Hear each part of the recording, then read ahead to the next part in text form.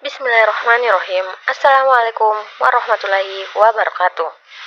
Kami mahasiswa dari Universitas Muslim Maros, Fakultas Ekonomi dan Bisnis, Prodi Manajemen semester 4.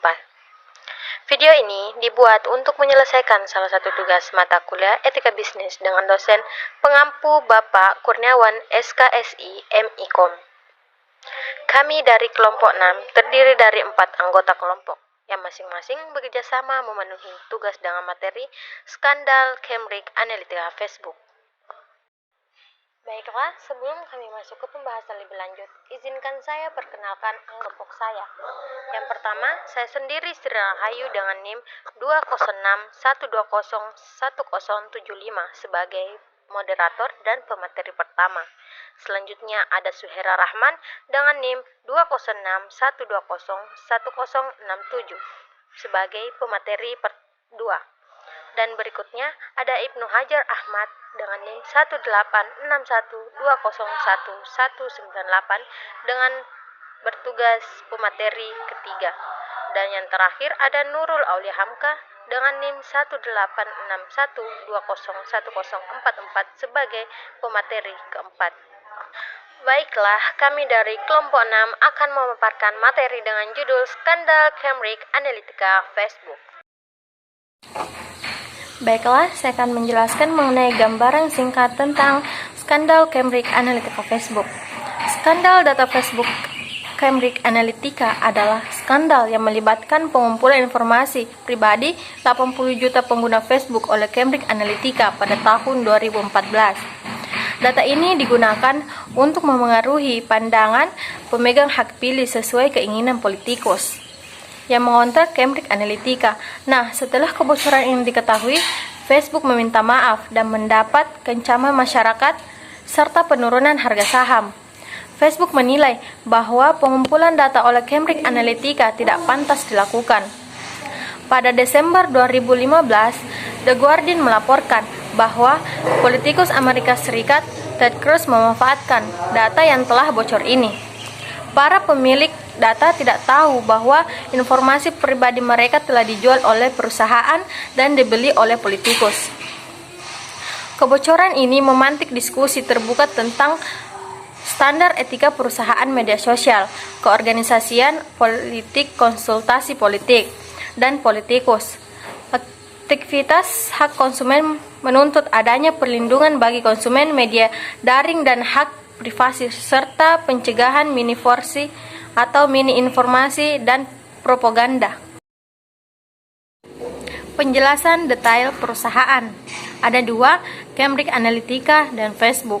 Yang pertama, Cambridge Analytica adalah cabang perusahaan yang berinduk pada CCL Group, kontraktor yang kerap menggarap proyek pemerintah maupun militer seperti penelitian keamanan hingga operasi pemberantasan narkoba. CCL Group sendiri berdiri pada 25 tahun silam pada tahun 1993.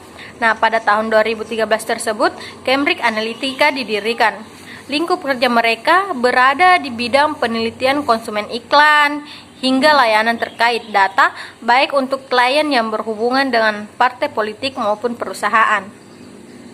Cambridge Analytica bisa dibilang berawal dari proyek Profesor Oxford atau Alexander Cogan. Sebelum Cambridge Analytica berdiri, Cogan dan kawan-kawannya punya perusahaan bernama Global Science Research. Kerja mereka adalah meneliti dan menyimpulkan kepribadian hingga kecenderungan politik seseorang dari profil Facebook lewat sebuah aplikasi. Aktivitas Cogan dan GCR kemudian masuk radar CCL Group. Pihak CCL pun akhirnya mengajak GCR bekerja sama dan berbentuklah Cambridge Analytica. Nah, seiring berjalannya waktu, keberadaan Cambridge Analytica mulai mencuri perhatian, khususnya ketika mereka memutuskan untuk terjun ke dalam dunia politik. Sebagaimana yang dibuktikan dengan masuknya dana sebesar 15 juta US dollar dari miliarder Republikan Robert Mercer. Dari situ mereka lantas menggarap kampanye senator Ted Cruz sebelum akhirnya turut serta dalam pemenangan Trump pada 2016. Setelah kesuksesan Trump, Cambridge Analytica melebarkan sayapnya hingga ke Kenya. Mereka aktif dalam kampanye Uhuru Kenyatta dalam pemilu 2017.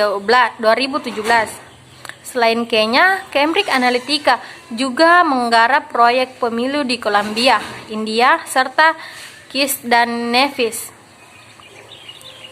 Yang jadi persoalan, selama berkiprah, Cambridge Analytica mengumpulkan data pribadi dari Facebook secara ilegal dan tanpa izin pemilik akun.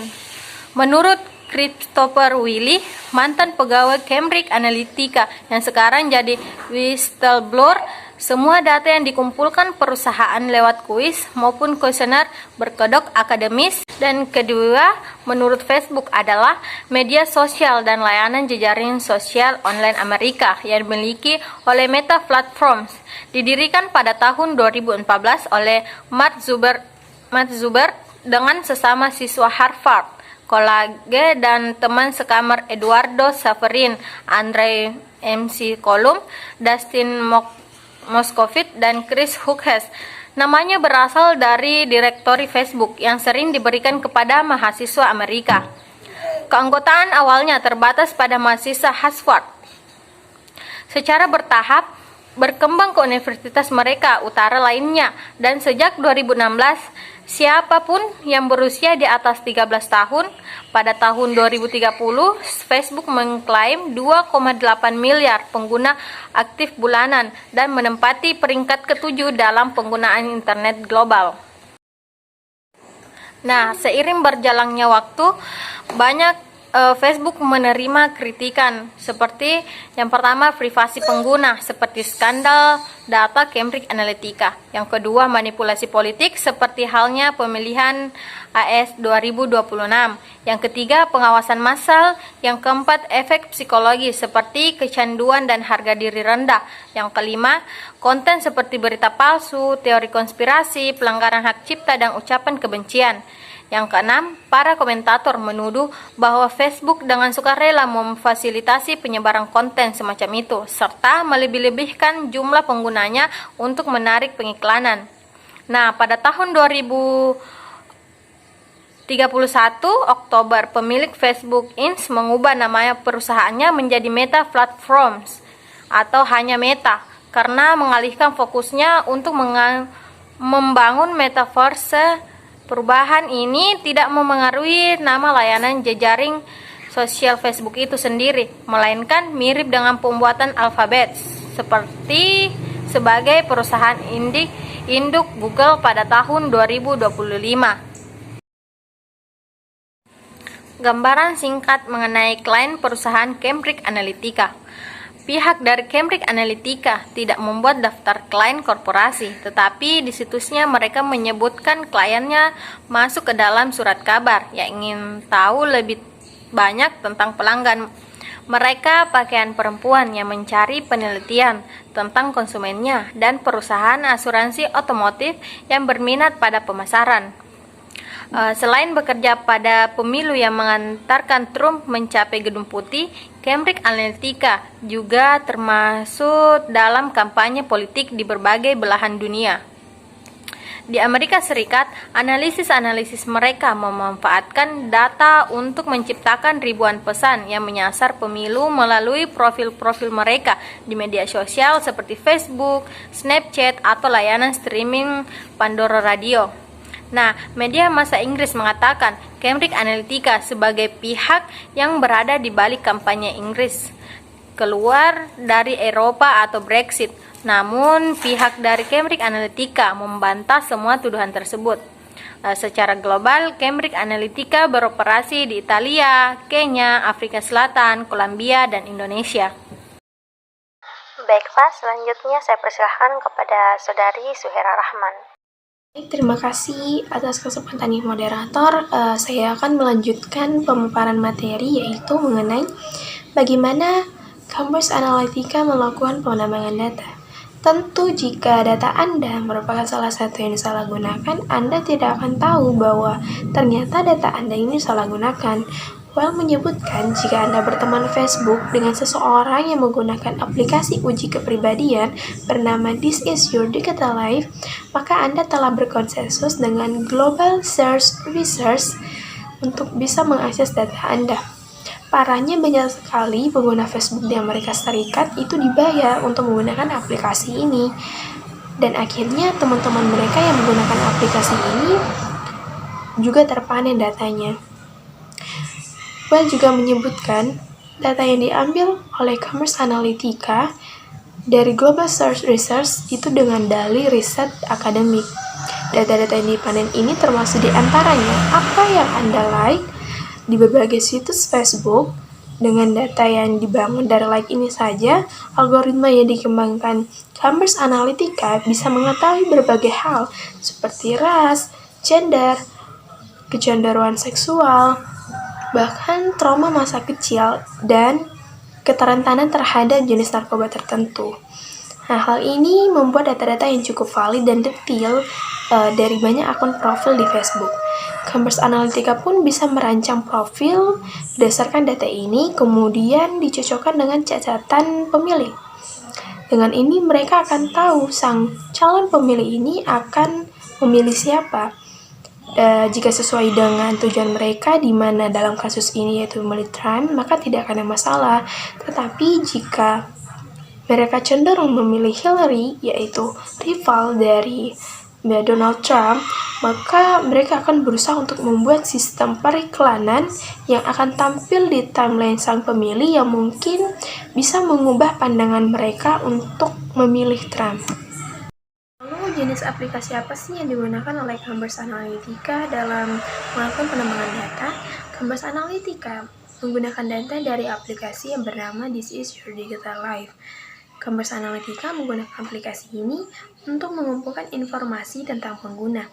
Perusahaan memperoleh data dari Alexander Kogan, yaitu sang pembuat dari aplikasi ini.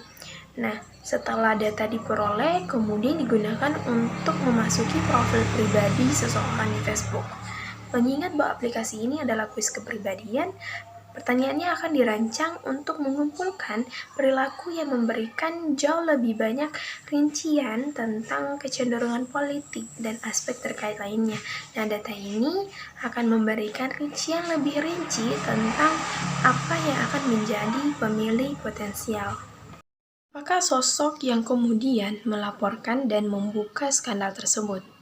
Nah, ada beberapa pihak yang kemudian memberanikan diri untuk membuka dan mengungkapkan skandal yang dilakukan oleh Cambridge Analytica, yaitu yang pertama ada Christopher Weil. Christopher Weil merupakan pihak yang pertama kali membuka aib dari praktik bisnis Cambridge Analytica. Nah, Christopher Weil ini merupakan salah satu karyawan yang dulunya bekerja pada Cambridge Analytica. Christopher Weil memandang apa yang dilakukan oleh Cambridge Analytica ini sudah tidak sejalan atau tidak sesuai dengan tujuan awalnya. Maka dari itu, Christopher Weil kemudian membuka ataupun melaporkan dari praktik bisnis yang dilakukan oleh Cambridge Analytica. Bersumber dari Wikipedia, pada tahun 2018, sejumlah surat kabar, yaitu surat kabar Amerika, The New York Times, dan surat kabar Inggris, yaitu The Observer. Nah, kedua surat kabar ini melaporkan bahwa Cambridge Analytica telah memperoleh dan menggunakan data pribadi pengguna Facebook dari seorang peneliti eksternal yang mengatakan kepada Facebook bahwa ia mengumpulkannya untuk tujuan akademik. Akan tetapi, lebih dari 50 juta data pengguna Facebook itu dikumpulkan tanpa izin. Hal itu menjadikannya sebagai kebocoran data terbesar sepanjang sejarah jaring media sosial. Tidak lama setelah itu, tepatnya pada 19 Maret 2018, channel 4 News menyiarkan sebuah video investigasi yang memperlihatkan bagaimana Alexander Nix, sesumbar, mengatakan perusahaannya telah melakukan serangkaian trik kotor untuk mempengaruhi pemilu di seluruh dunia. Dalam video itu, Nix mengungkap pihaknya menggunakan jebakan atau operasi hingga mengirim pelacur guna mencari informasi yang bisa digunakan untuk melemahkan lawan politik.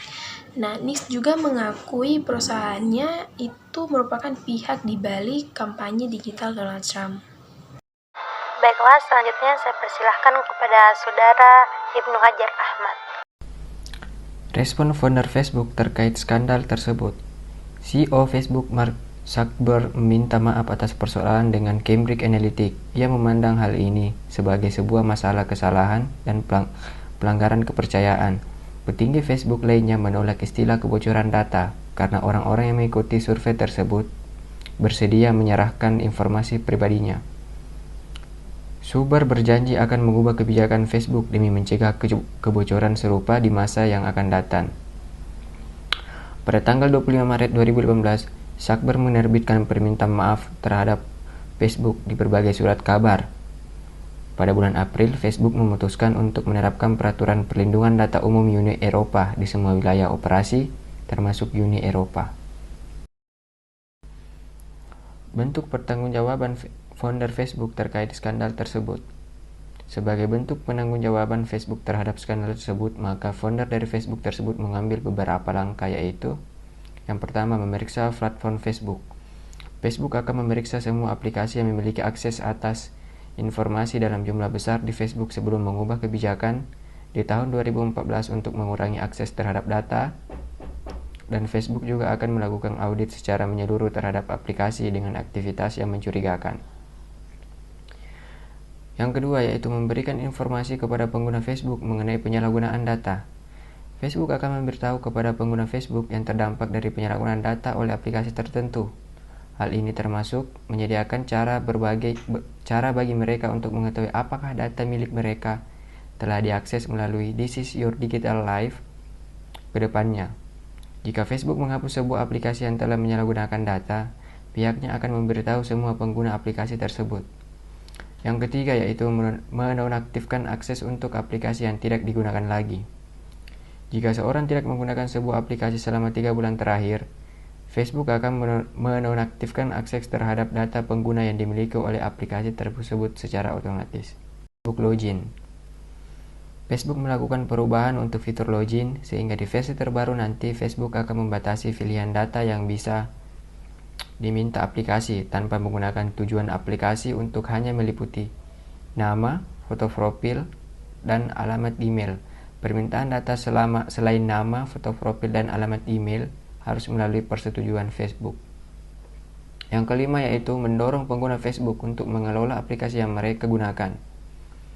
Facebook telah menampilkan aplikasi apa saja yang terhubung dengan akun pengguna Facebook dan juga memberikan kendali atas data apa saja yang mereka izinkan untuk digunakan aplikasi tersebut.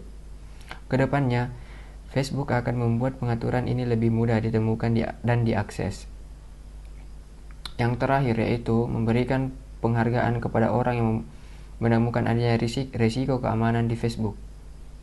Facebook akan mengembangkan program bug bounty sehingga pengguna Facebook dapat melapor jika mereka menemukan penyalahgunaan data yang dilakukan oleh pengembang aplikasi. Rincikan efek yang menimpa perusahaan Cambridge Analytica dan Facebook. Pada Mei 2018, Cambridge Analytica menyatakan diri telah bangkrut. Cambridge Analytica berdalih liputan media yang adil telah menutup semua pelanggan dan pemasok perusahaan sehingga mereka mengalami krisis finansial hingga kebangkrutannya. Cambridge Analytica masih membantah telah melakukan tindakan yang ilegal dan hal pengumpulan data. Akibat skandal ini, otoritas Amerika Serikat melalui Federal Trade Commission atau FTC akhirnya menjatuhi hukuman denda sebesar 5 miliar US dollar atau senilai 70.000 triliun. Pada Rabu 24 Juli 2019, Facebook dinilai terbukti melakukan pelanggaran privasi. Meskipun denda ini merupakan yang terbesar dijatuhkan pada perusahaan teknologi, sejumlah pihak merasa denda ini masih terlalu kecil bila dibandingkan dengan pendapatan bulan Facebook sendiri. Sementara itu, pasca putusan ini dijatuhkan, saham Facebook justru menguat 1,8%. Baiklah, selanjutnya saya persilahkan kepada Saudari Nurul Aulia Hamka. Baik, saya lanjut. Mengapa data sangat diburu? dan banyak ditambang sehingga Cambridge Analytica melakukan penambangan menggunakan Facebook, yaitu data sangat diburu pada zaman sekarang karena segala urusan membutuhkan data untuk proses penyelesaian. Misalnya, dibutuhkan untuk mengurus administrasi, pendaftaran sekolah, pembuatan buku rekening, dan lain-lain.